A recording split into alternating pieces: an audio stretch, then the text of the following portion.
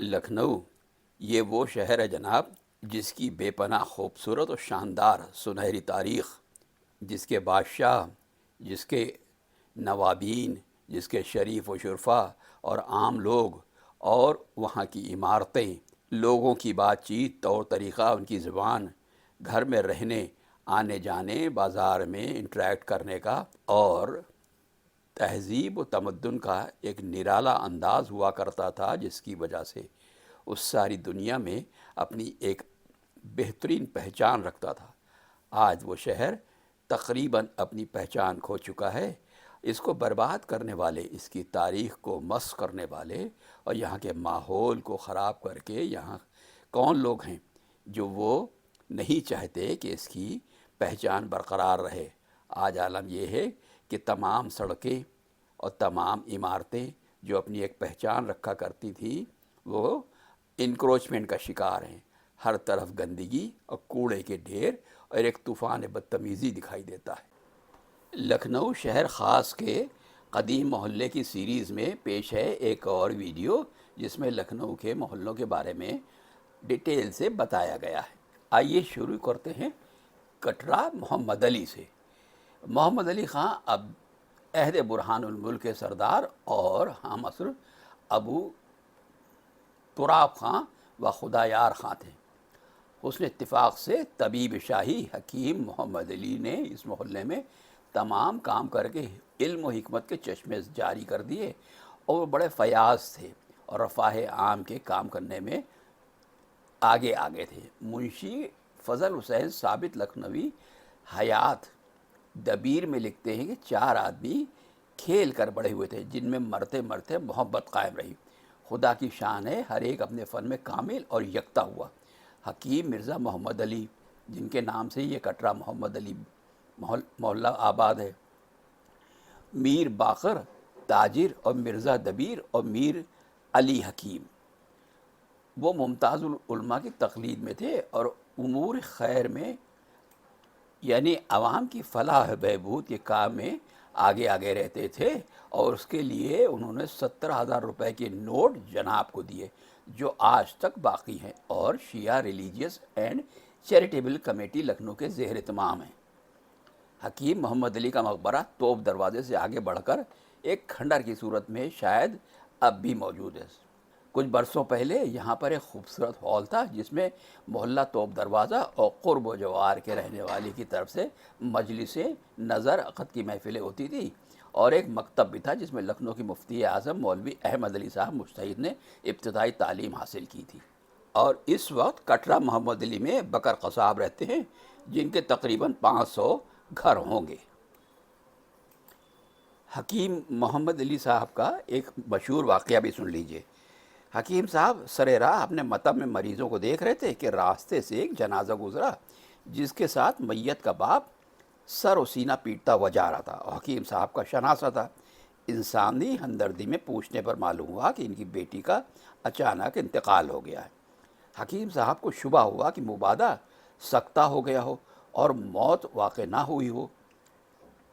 انہوں نے لوگوں کو روکا اور میت کا چہرہ دیکھ کر کہا کہ اس کو روکو، جنازہ رکھ دیا گیا، اور 10 سیر دودھ ایک بڑے کڑھاؤں میں چڑھوا دیا۔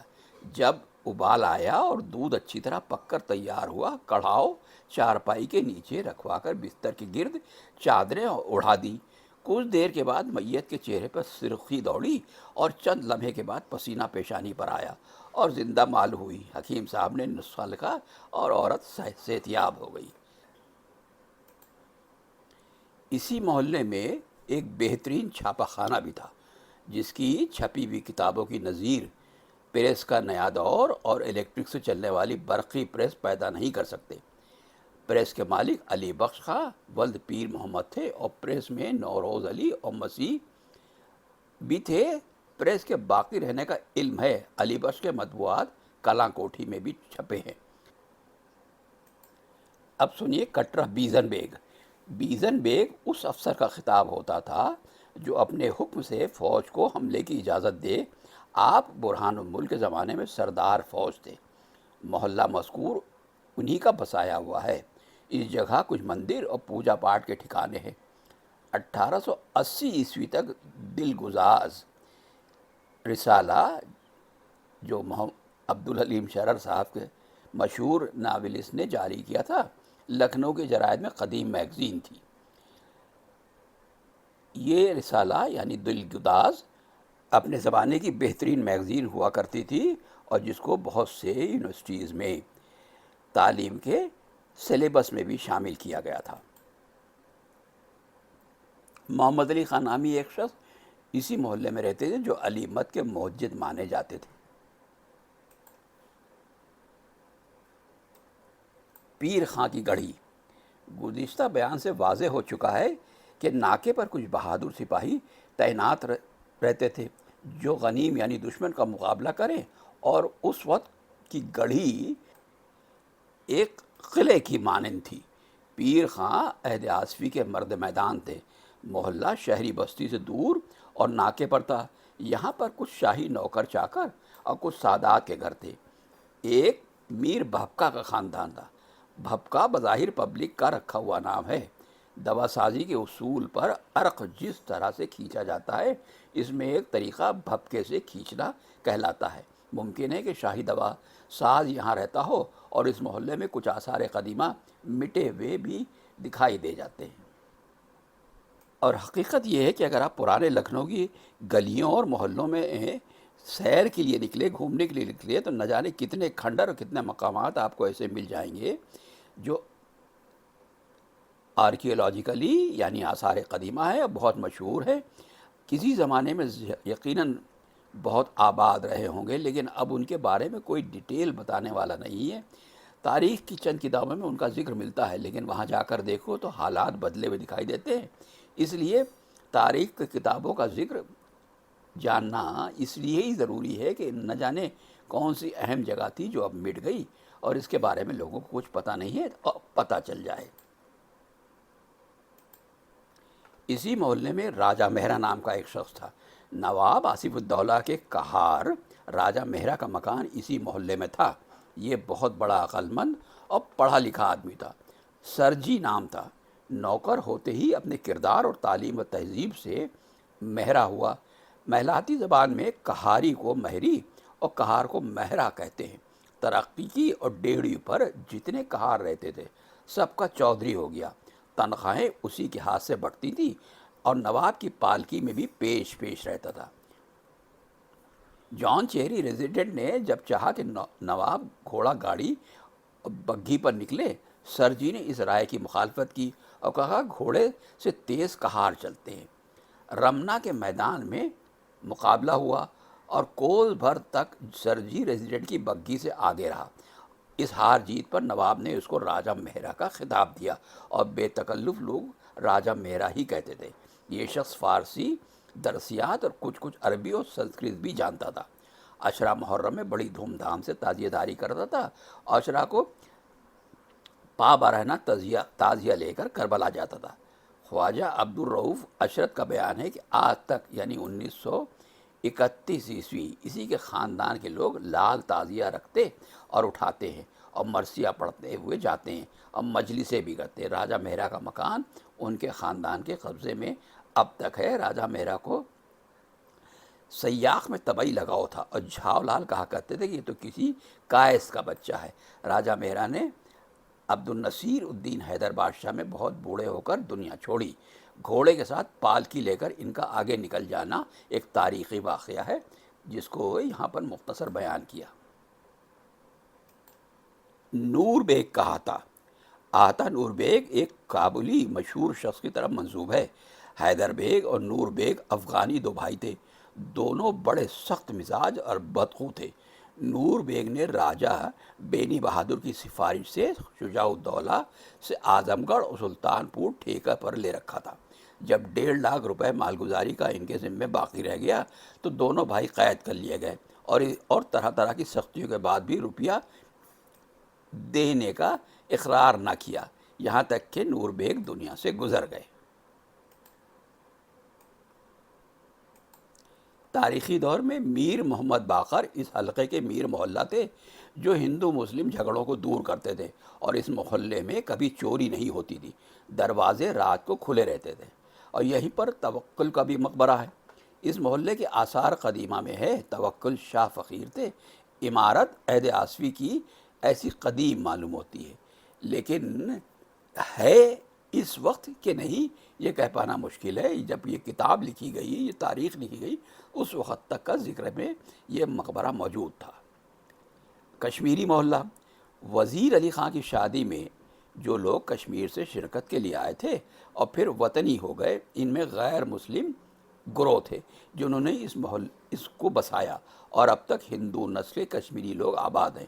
حکومت کا عدل و انصاف فرقہ وارانہ جذبات کا قلع قمع کر چکا تھا، اس لیے رفتہ رفتہ محلے میں مسلمانوں کی آبادی بھی بڑھی، اور اس وقت جو آثار قدیمہ ہیں وہ ان کا ذکر کچھ اس طریقے سے ہے۔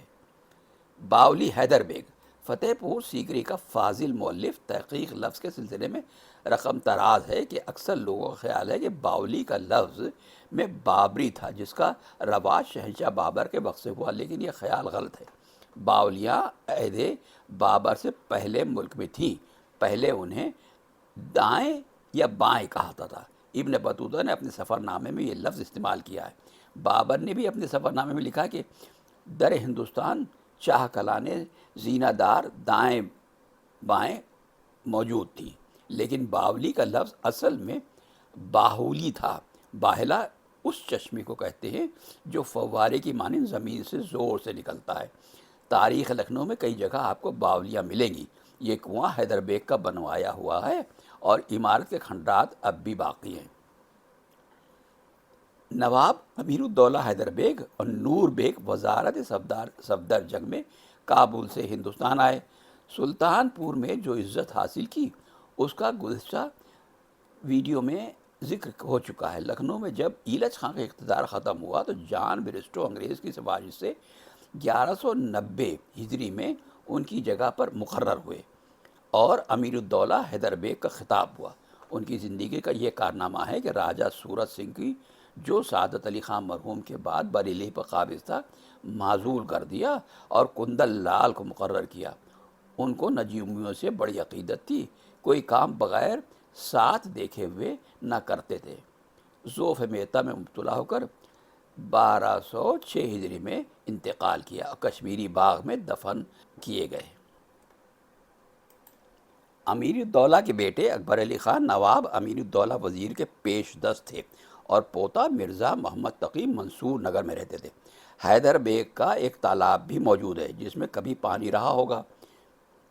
باولی 200 برس کی عمارت ہے جس کی پختگی اور پائیداری دیکھنے سے بھی واضح ہوتی ہے۔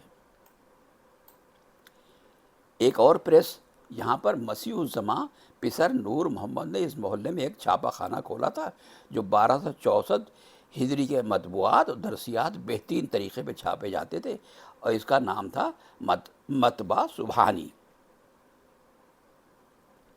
کشور گنج، تاج آرا بیگم دختر نواب حسین الدین خان مرحوم کا آباد کردہ علاقہ اس وقت بالکل ویران ہے۔ خاتون آخری تاجدار اودھ کی والدہ تھیں۔ ملکہ کشور کے مورث اعلیٰ وزراء دہلی کی نسل تھے۔ جب بادشاہ چہارم حضرت امجد علی شاہ کی رفیقہ حیات ہوئی تو عقد کے بعد ملکہ کشور کا خطاب ملا۔ بڑی شاندار زندگی بسر کی۔ انقلاب سلطنت کے بعد مصائب کا شکار ہوئی اور جاہ و حشم اس طرح مسافرت میں ختم ہوا کہ انقلاب سلطنت کے بعد بیٹے کی خاطر لندن روانہ ہوئی۔ آغا حجو شرف نے اپنی مثنوی میں ان کا سفر کا ذکر کچھ اس طرح کیا ہے۔ نہ پھر ملکہ کشور نے تاخیر کی، سفر کی بہت جلد تدبیر کی، غرض ایک دخانی منگایا جہاز، سواری کی خاطر جب آیا جہاز۔ یعنی یہ سفر انہوں نے لندن میں کیا، لندن میں انہوں نے باقاعدہ مقام کیا، اور اس کے بعد وکٹوریہ سے کوئین وکٹوریہ سے ان کی ملاقات ہوئی، جس میں انہوں نے اس عرضداشت کو پیش کیا کہ ان کی سلطنت پہ جو قبضہ کر لیا گیا ہے اس کو ختم کیا جائے اور واپس کیا جائے، جس کی ایک الگ پوری تاریخ ہے، اور یہی تاریخ اودھ کی تاریخ کی سب سے اہم تاریخ مانی جاتی ہے، جو فی الحال اس ویڈیو کا موضوع نہیں ہے۔ ملکہ کشور کا لندن میں جس اعزاز و اکرام سے خیر مقدم ہوا یہ تاریخ میں نمایاں الفاظ کے ساتھ موجود ہے۔ یعنی انگریزی ہسٹورین نے اور اس وقت کے جو ہسٹورین دربار کے ساتھ جڑے تھے انہوں نے اس کی اہمیت کو بہت تفصیل سے لکھا ہے۔ ایک مورخ لکھتا ہے کہ لندن میں ملکہ کشور کا 8ویں دن دربار لگتا تھا۔ پنج شبہ کو سینکڑوں لیڈیز ان سے ملنے آتی تھی۔ جب انگلستان کی سلطنت قائم ہوئی کبھی ایسا نہیں ہوا کہ ملکہ وکٹوریہ نے زنانہ دربار کیا ہو۔ زنانہ دربار میں کوئی مرد نہ ہوتا اور دربار خاص میں ملکہ کشور اور دونوں شہزادے موجود رہتے۔ ملکہ کشور سے ملکہ معظمہ نے ہاتھ ملایا اور جیسی کرسی پر خود بیٹھتی ویسی کرسی ان کے لیے تھی۔ ایک پہلو میں مرزا ولی عہد بہادر اور ایک پہلو میں مرزا اسکندر حشمت کھڑے ہوئے۔ لکھنؤ میں اسی پیریڈ میں غدر ہو گئی جس کی وجہ سے ملکہ کشور کا احتجاج کمزور ہو گیا اور وہ مایوسی میں پیرس یعنی فرانس چلی آئی اور وہیں پر ان کا انتقال ہوا اور وہیں مدفون ہیں۔ کشمیری محلے سے چوک جاتے وقت اب تک بائیں ہاتھ کی طرف ایک چھوٹی مگر خوبصورت مسجد موجود ہے۔ جمعہ مسجد کے بعد اس سے بہتر مسجد بنوانا بیگمات اودھ کے تصور میں بھی نہ تھا، اور پھر خلوص نیت سے بھی فرق آ جاتا۔ اس لیے مادر شاہ نے یہ مسجد بنوائی جو قبولیت کی منزل سے قریب رہی۔ گرد و پیش کی کچھ عمارات بھی تھی جو کھنڈر کی صورت میں ہے اور نیچے دکانیں موجود ہیں۔ ناواقف لوگ اس کو نواب محمد ہادی کی مسجد کہتے ہیں، جبکہ یہ ملکہ کشور کی بنائی ہوئی مسجد ہے۔ مسجد کے چونکہ وہ قدیم باشندے تھے اس لیے ان کے نام سے یہ مسجد مشہور ہو گئی۔ گندھی کی مسجد انگوری باغ کے قریب سڑک کے داہنی طرف ایک چھوٹی سی مسجد ہے جس کے پہلو پر دیوار قبلہ سے قریب شیشی اور کنسٹر کا یا کانپ چونے کا بنا ہوا کسی تیل اور عطر بیچنے والے کی یادگار ہے۔ حال ہی میں اہل محلہ نے مرمت کی ہے۔ رفیق الدولہ کا پھاٹک آپ حضرت محمد علی شاہ بادشاہ کے مصاحب خاص تھے۔ مزاج میں بہت غریب پروری تھی۔ وزارت کی خبر شہر میں گرم تھی اور وہ متمنی بھی تھے۔ 5 بیٹے چھوڑ کر دنیا سے گزرے۔ صاحبزادوں کو 3 لاکھ روپیہ ترکہ میں ملا۔ ایک بیٹے کا نام نواب بند کا تھا۔ تخت نشیندگی کے بعد بادشاہ نے فرمایا اپنے بیٹے کو کبھی نہیں لاتے۔ عرض کیا قبلہ عالم اس کا دماغ خراب ہے، اور واقعی وہ مال خولیہ میں مبتلا تھا۔ حسب طلب کچھ سمجھا بجھا کر دربار میں لا گئے۔ اشرفیہ نظر کرنے کا وقت آیا تو باپ کے حسب ہدایت نظر دی، مگر جب بادشاہ نے ہاتھ رکھا تو ایک سخت لفظ کہہ کر بولے، لے لے گا، ہاتھ سمیٹ لیا۔ رفیق الدولہ مارے خوف کے تھر تھر کانپنے لگے۔ بادشاہ نے فرمایا وہ تو پاگل ہے، میں تو پاگل نہیں ہوں۔ یہ کہہ کر علاوہ 7 پارچے کی خلعت کے ایک رقم جو 1.25 لاکھ بتائی جاتی ہے مٹھائی کھانے کے نام سے اس کو عطا کی۔ تاریخ کے یہ دلچسپ واقعات سننا اور پڑھنا اور جاننا بہت ضروری ہے، اس لیے کہ دیکھیے کہ لکھنؤ میں کیسا ماحول تھا، وہاں کے حکمراں کیسے فراغ دل ہوا کرتے تھے اور کتنا اچھا ماحول اور کتنی اچھی تہذیب تھی۔ ایک واقعہ یہ ہے کہ رفیق الدولہ نے ایک شادی کی تقریب میں مجتہد العصر کے سامنے سونے کا اگال دان تھوکنے کے لیے بڑھا دیا۔ آپ نے اس کو غور سے دیکھ کر کہا کہ ہم چاندی سونے پر تھوکتے بھی نہیں ہیں۔ رفیق الدولہ کا عالیشان مکان شاید اب تک موجود ہے اور ان کی اولاد سکونت پذیر ہے۔ رفیق الدولہ کا امام باڑہ بھی محل کے سامنے تھا جو ذاتی مکان کی شکل میں باقی ہے۔ حسن پوریہ یہ محلہ بھی کشمیری محلے کا ٹکڑا ہے اور نواب حسن رضا خان صاحب مرحوم کی طرف نسبت سے حسن پوریہ کہا جاتا ہے۔ اس حلقے کے بیشتر قدیم مکانات کی جگہ شرغا پارک بنا دیا گیا ہے۔ کمال لکھنؤ کے آخری دور میں اس محلے میں ہر منگل کو بلیغ، دانش، آفتاب، ظریف اور ان کے ہم عصر شعرا جمع ہوتے تھے اور اپنا کلام سناتے تھے۔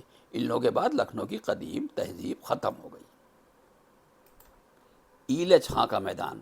ایلچ خاں کا اصل نام ایرج خاں تھا جو افغان زادہ تھے اور مذہباً حنفی تھے۔ پہلے افلاس میں دن گزرتے تھے۔ زمانہ شجاع الدولہ میں بازار لشکر کے داروغہ کی پوزیشن ملی، لکھے پڑھے نہ تھے، عقل و دماغ سے ترقی کی اور آخر میں مختار الدولہ کی جگہ آصف الدولہ کے وزیر ہو گئے۔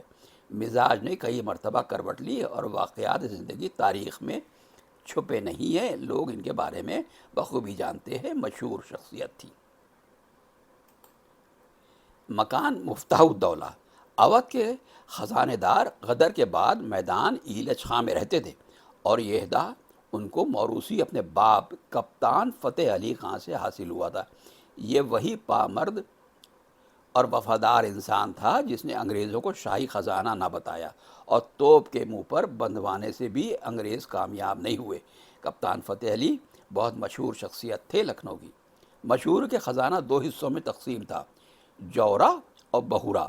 جورا ملکی، سیاسی اور ذاتی ضرورتوں پر خاندان شاہی پر خرچ ہوتا تھا، اور بہورا فکس ڈپازٹ تھا، وہ تاحال محفوظ ہے اور وہاں تک آج تک کوئی نہیں پہنچ سکا۔ مفتاح الدولہ کا وہ مکان جس میں ان کے صاحبزادے مخزن الدولہ رہتے تھے، 50 برس پہلے کا تاریخ دانوں نے دیکھا ہے۔ ایک کھپریل تھی اور شاید ایک دالان۔ مخزن الدولہ بہت بوڑھے مگر خوبصورت اور حسین تھے، گوری رنگت، شہاب ایسا رنگ، نورانی چہرہ، خشخشی داڑھی۔ عوام میں شہرت ہے کہ واجد علی شاہ کلکتہ جانے کے بعد بھیز بدر کر لکھنؤ آئے اور یہاں سے جواہرات لے کر مچیا بجھ گئے۔ مخزن الدولہ نے اسی گھر سے ان کی ضرورتیں پوری کر دی۔ تاریخی حیثیت سے دوبارہ شاہ مرحوم کا لکھنؤ میں آنا ثابت نہیں ہے، لیکن ہو سکتا ہے کہ یہ ایسا چھپا ہوا راز ہو جس کو صرف خاص خاص لوگ جانتے ہوں۔ آخری شاہ اور مفتاح الدولہ کو چچا کہتے تھے اور کافی احترام کرتے تھے۔